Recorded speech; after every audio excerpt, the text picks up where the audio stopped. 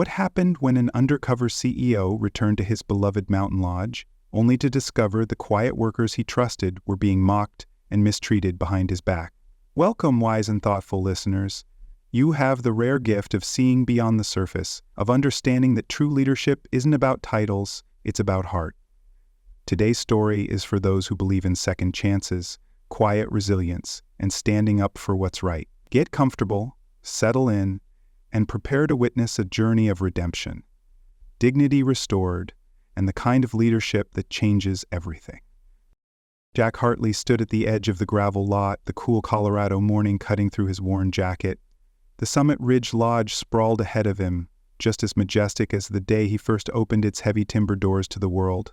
Back then, it had been his dream, a place where hard-working travelers could find peace among the pines, a sanctuary built on respect and community. But that dream felt brittle now, like old wood about to crack. Reports had trickled in over the past year. Rising turnover, whispered complaints of mistreatment, corporate reports that danced around the truth. Jack had trusted others to protect what he built. Now he wasn't so sure. He tugged at the brim of his ball cap, adjusted the fake name tag that read Rick, and shifted the weight of the maintenance tool bag slung over his shoulder. No one here knew him anymore. He had shaved his beard, swapped his boots for worn-out work shoes, and arrived without fanfare, just another hired hand. That was the point. Jack wasn't here to make a speech or issue polished orders from a corner office. He was here to walk the worn hallways, feel the pulse of the place again, and really see, what had been allowed to grow in the shadows. As he crossed the staff entrance, a faint memory flickered. His daughter, back at the grand opening, swinging her legs from the lobby's leather couch, laughing without a care. He wondered if she would even recognize this place now. Squaring his shoulders, Jack pushed through the service door. Inside, the warm air smelled of wood polish, chlorine, and something else, something heavier. Tension, weariness. He hadn't even clocked in yet, and he could feel it in his bones. The Summit Ridge Lodge wasn't broken at the surface. It was broken deeper, behind polite smiles and neatly trimmed hedges. Jack set his jaw, gripping the tool bag tighter. It wasn't too late. Not if he found the truth before it was buried for good. Jack's first steps into the Summit Ridge staff hallway felt strangely hollow, as if the building itself was holding its breath. A wiry woman with a clipboard, Stacy Dwyer, housekeeping supervisor he would later learn, spotted him immediately. She barked a few clipped instructions without much eye contact. He was to assist maintenance today, stick to the lower decks, and stay out of the way. No welcome, no real orientation. Just orders. Jack nodded and made his way toward the rear supply closet, where he'd been told to find his mentor for the day. That's when he met Luis Ortega. Luis was tall, broad-shouldered, dressed in an oversized maintenance jacket, and moved with an efficiency that spoke of years on the job. When Jack extended a hand in greeting, Luis smiled warmly but said nothing, only a small nod and a gesture to follow him. It wasn't until they loaded equipment onto a utility cart that Jack realized Luis wasn't just quiet, he was mute. An old jagged scar along his throat told part of the story, but the rest Jack would have to learn in time. Together they spent the morning repairing cracked tiles along the hiking path entrance, a job most guests would never notice, but Luis tackled it with quiet precision. Jack tried a few casual questions, but Luis simply pointed, demonstrated, and signed in small, efficient motions. The language barrier wasn't a wall, it was a rhythm, and Luis kept the beat steady. Jack admired that immediately. Yet what struck him even harder was how invisible Luis seemed. Staff members bustled past them without a word. Supervisors checked their clipboards and breezed by. Even when Luis politely stepped aside to let others through, there was no acknowledgement. Not a glance, not a nod. It was as if he were just another part of the wall. Watching it happen, Jack felt a flicker of shame crawl up his spine. How many times had he praised Summit Ridge for being a family, while workers like Luis were ghosted in plain sight? As the sun climbed higher, Jack wiped the sweat from his forehead and realized, if the lodge had lost its way, it hadn't done so loudly. It had slipped into silence, one unnoticed worker at a time. By late afternoon, Jack had Settled into the unspoken rhythm Luis seemed to weave effortlessly through every hallway and back corridor. Their work took them through the service wing behind the guest suites, the kind of place where no one paid attention unless something broke. As they replaced a broken light fixture, Jack caught the low murmur of voices from around the corner near the laundry staging area. He wasn't trying to eavesdrop at first, but something about the harsh laughter pulled him closer. Hidden behind a half-open maintenance door, he glimpsed Evan Marks, the polished guest experience manager, lounging against a linen cart, smirking. Stacy Dwyer stood beside him, arms crossed, her voice dripping with mock sympathy. "Poor Luis," Evan said in a mockingly slow voice, pantomiming exaggerated gestures as he pretended to sweep the floor stiffly. "Doesn't even know when we send him back to clean the same spot twice. Bet he thinks it's just part of the job." Stacy snorted, adding, "It's like babysitting a broken Roomba. Nod, smile, and he'll redo anything you tell him." They laughed, not cruelly loud, but casually, like it was funny, like it was normal. Jack's fists curled at his sides. Every instinct he had, the firefighter who'd pulled people out of burning buildings, the boss who'd once sworn every worker at Summit Ridge would be treated with dignity, screamed to storm around the corner and end it right there. But he forced himself to wait, to watch, to listen. Blowing up now would only warn them. He needed to see the full picture. As he backed away quietly, heart pounding, Jack caught sight of Brooke Simmons struggling alone at the spa reception desk, answering phones, folding towels, and checking guests in simultaneously, her face flushed with exhaustion. Down the hall, Deshaun Miller, a night shift front desk clerk, stood stiffly while Stacy snapped instructions at him about shifting his schedule. Again, with no warning. The patterns were clear. It wasn't just about Luis. The system had shifted. Respect had eroded into mockery. Support had crumbled into silent survival. For years, Jack had told himself that Summit Ridge's charm and tradition would carry it through any storm. But watching Brooke juggle 3 jobs, hearing Luis laughed at like he was less than human, Jack realized the real storm wasn't coming. It was already here, gathering behind closed doors and polite smiles. He gripped the mop handle tighter, a slow, quiet rage building in his chest. Whatever it took, this was going to change, starting now. That night, long after the last guest had wandered back to their suite and the hum of the service hallways had quieted, Jack sat alone on an overturned crate in the old maintenance shed behind the lodge. The only light came from a cracked bulb overhead, buzzing faintly like a tired heartbeat. Jack rubbed the calluses on his palms, feeling the weight of the tool bag at his feet, a weight that now felt heavier than anything he'd carried in years. The image of Luis's steady hands sweeping the lodge floors while others sneered behind his back gnawed at him. Worse was the knowledge that it hadn't started overnight. It had crept in, slowly, under his watch while he had trusted layers of reports and polished managers instead of the people doing the quiet, unseen work that kept Summit Ridge alive. He thought back to the lodge's first year, how he'd insisted every worker be introduced by name at guest briefings, how he'd promised to walk the halls himself, not just sit behind a desk. Somewhere along the way, growth, profits, and expansion had edged out presence. He had let Summit Ridge become a machine instead of a home. A guest's words from long ago drifted back to him, uninvited, but sharp. You can always tell the strength of a place by how it treats the ones no one sees. Jack stared at the scarred work gloves dangling from the nail beside him and felt a hollow ache settle in his chest. This wasn't just about fixing broken management or firing a few bad apples. It was about repairing a breach of trust between leadership and labor, between the dream he once built and the reality he now faced. He thought of Brooke's flushed face behind the spa desk, LaShawn's shrinking posture, Luis's quiet dignity. They deserved better. They deserved a leader who showed up, not one who sent quarterly memos from 1,000 miles away. Jack stood slowly, the resolve hardening in his chest. Tomorrow wouldn't be about catching more failures or gathering more evidence. It would be about drawing a line in the dirt, a line that said, "Not here, not anymore." He flipped off the light, letting the shed fall into darkness, and stepped back into the crisp mountain air, ready for the fight ahead. The next day, The crisp mountain air did little to cool Jack's simmering anger as he pushed a mop along the stone walkways leading to the main event terrace. Summit Ridge was hosting a lavish wedding that weekend, and the pressure on staff had reached a visible boil. Brooke rushed past him balancing a tray of towels, her face red and strained.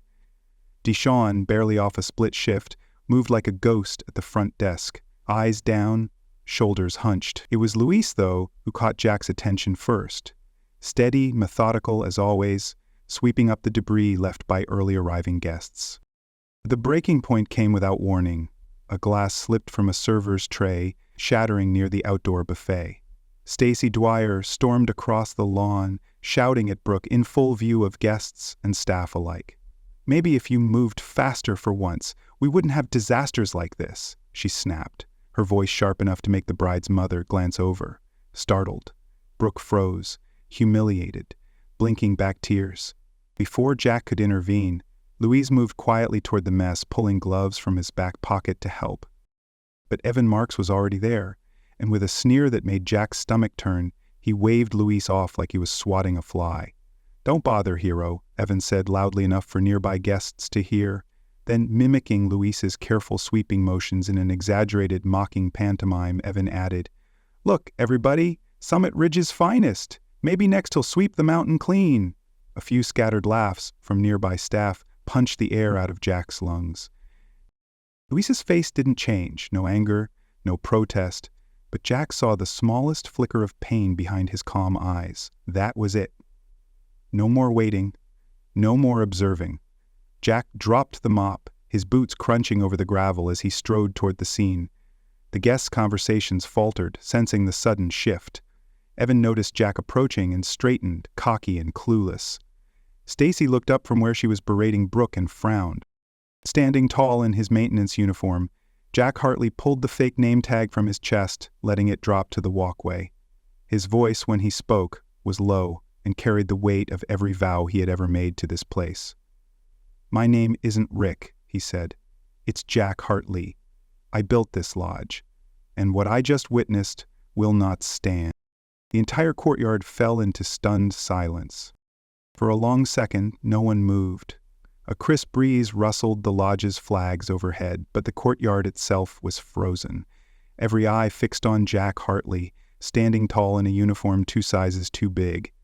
Evan Marks opened his mouth, some protest forming, but Jack cut him off with a look that left no room for argument. "Enough," Jack said, his voice carrying across the courtyard. "I've watched you. I've heard you. And I've seen how you treat the people who make this place work. You're done here." He turned to Stacy, whose clipboard now hung limply by her side. "And you're finished as a supervisor, effective immediately. Consider yourself reassigned, back to the floors you forgot how to walk yourself." Evan sputtered. "You can't." "I can," Jack interrupted, stepping closer. "Because I built this place on respect.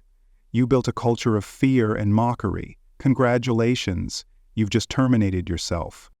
Around them, staff who had spent months walking on eggshells began to straighten slightly, exchanging glances, hope flickering where there had only been exhaustion. Even some guests, sensing the magnitude of what was happening, stood quietly, watching the scene unfold with a reverent kind of awe. Jack wasn't finished. He turned slowly, scanning the gathered staff. No one here, no dishwasher, no groundskeeper, no front desk agent, is invisible. If you've been made to feel that way, that ends today, not tomorrow, today. His voice cracked slightly with the force of it, but he didn't care. Emotion belonged here, in this moment.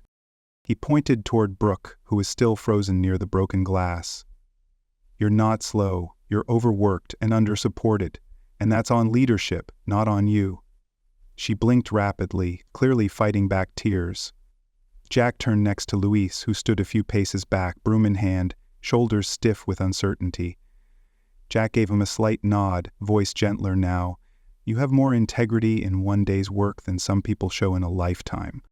Luis didn't smile. He simply dipped his head, the kind of nod that warriors might exchange after surviving a battle side by side. And somehow, that quiet gesture struck Jack harder than any applause could have. The reckoning had begun. and this time Jack wasn't leaving it unfinished. In the days that followed, the atmosphere inside Summit Ridge Lodge shifted like the first stirrings before a long-awaited storm breaks. Word of Jack's reveal and the firing spread quickly, not through gossip, but in a quiet, electric way, a sense that maybe, just maybe, things could change. True to his word, Jack brought in Andrea Torres, a seasoned corporate HR investigator with a sharp eye and a no-nonsense approach. But this time, there were no filtered reports, no executive summaries. Andrea met with staff directly, behind closed doors, and promised full anonymity. Jack didn't sit in on the sessions. He didn't have to. His presence alone, his sleeves rolled up, his boots dusty from walking the same back hallways as everyone else, told the staff they could speak freely. And they did. The floodgates opened. Housekeepers, spa attendants, night shift clerks, maintenance workers, people who had swallowed frustration and fear for months, now found their voices. Louise submitted a written statement, simple but devastating, documenting not just the recent mockery, but years of overlooked safety issues he had quietly fixed on his own. Brooke shared how she had begged for backup for months, only to be gaslit into believing she was weak. Deshawn recounted how his shifts were constantly changed at the last minute as punishment for speaking up. Andrea worked late into the evenings, her desk covered with color-coded notes and cross-referenced complaints. Patterns emerged quickly: favoritism, intimidation, deliberate understaffing. Evan's name appeared in nearly every report, Stacy's too. But it went deeper. Other supervisors, quietly molded in the same toxic culture, had adopted the same keep quiet or be replaced mindset. Jack read every summary Andrea compiled, his heart sinking deeper with each one. Not because he didn't expect it, but because he had once believed so fiercely that Summit Ridge was different. That belief had become a blind spot, and it had cost people like Luis, Brooke, and Deshawn far more than just pride. It had cost them dignity. But now, Jack had something stronger than reports. He had the truth. And, more importantly, he had their trust. Fragile, tentative, but real. For the first time in a long while, the people who kept Summit Ridge alive were no longer invisible. They were being heard. Change at Summit Ridge didn't come with a grand ceremony or corporate speeches. It came in steady, deliberate steps, the kind that mattered.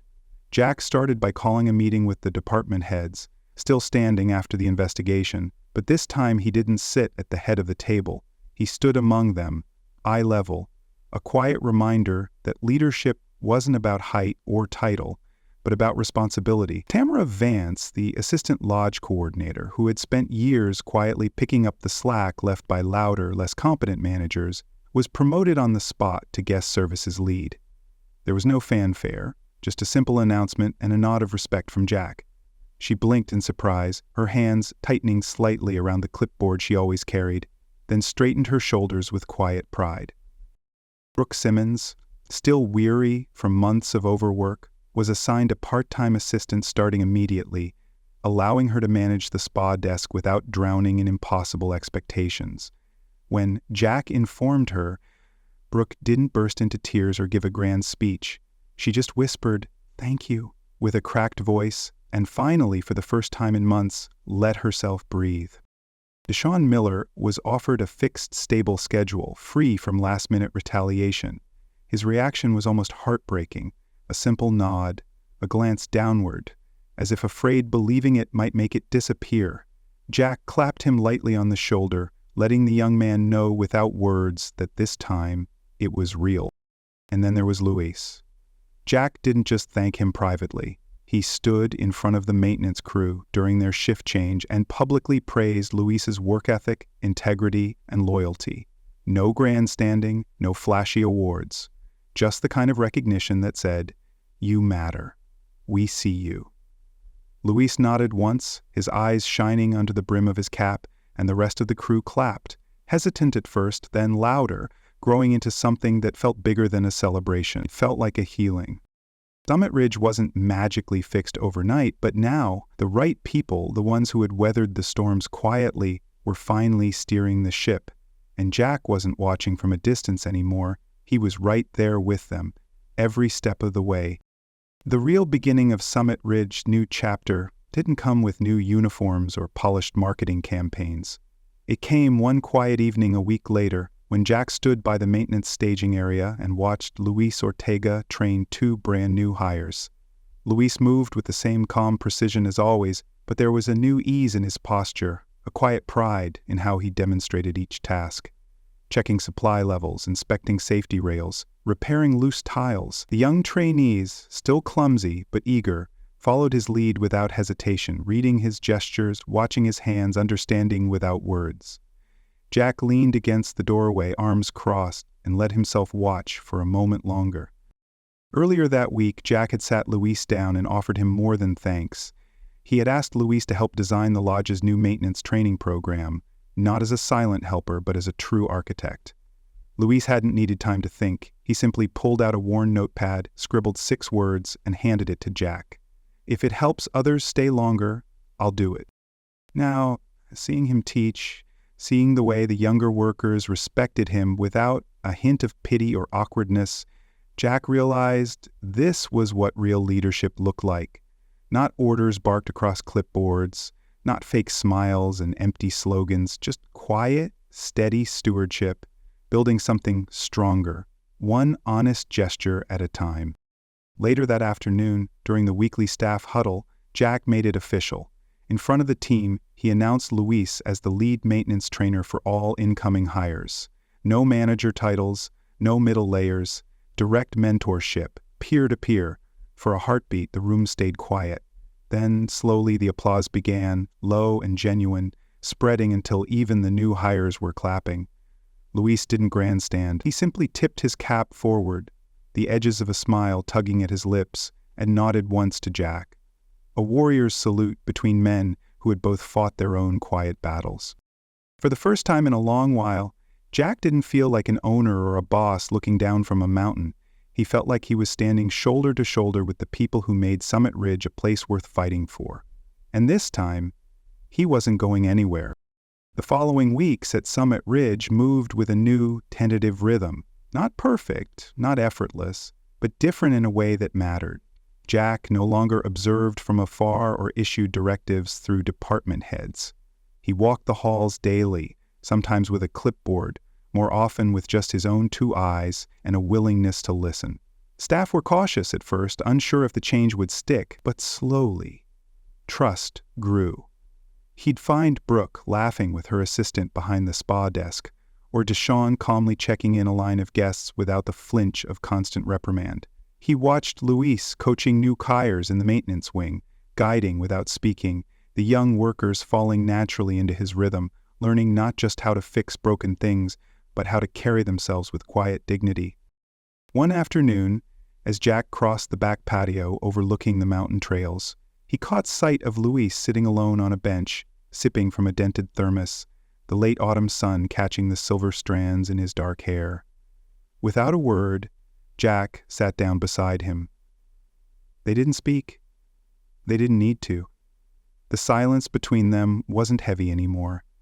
It was the comfortable kind, born from mutual respect and battles fought side by side. Jack thought back to the beginning, the dream he had when he built Summit Ridge, the promise that this place would be different. That dream had almost been lost, not through catastrophe but through neglect, through the slow erosion of forgetting to see the people who carried it every day. Now, sitting there with Luis as the wind stirred the pines, he realized something important. Leadership wasn't about standing above others. It was about walking the ground with them, sleeves rolled up, heart wide open. Summit Ridge still had work to do. It always would. But Jack no longer feared the cracks beneath the surface, because now he was part of the scaffolding, not just the blueprint. He stood, gave Luis a nod, and headed back toward the lodge, the steady murmur of life within its halls rising to meet him. For the first time in a long while, he didn't feel like he was returning to a broken dream. He felt like he was coming home. The story of Jack Hartley's return to Summit Ridge Lodge reminds us that true leadership isn't measured by profits or polished reports. It's measured by presence, integrity, and how we treat the people who are easiest to overlook. Jack built his dream with noble intentions but lost sight of it when he trusted distance and titles to protect what only constant care could sustain. It took going undercover, walking the forgotten halls, and witnessing quiet suffering firsthand to remember that dignity, respect, and trust must be actively protected, not assumed. This story teaches that healing a broken culture begins not with grand speeches, but with small, human acts, listening without pretense, holding wrongdoers accountable without hesitation, and lifting up those who have carried the load unseen. In the end, rebuilding isn't about returning to the past. It's about honoring the original spirit while growing stronger from hard lessons learned. Jack didn't just reclaim his lodge, he reclaimed his role as a true leader. The greatest organizations, families, and communities thrive when leaders walk among their people, seeing them, valuing them, and standing up when it matters most.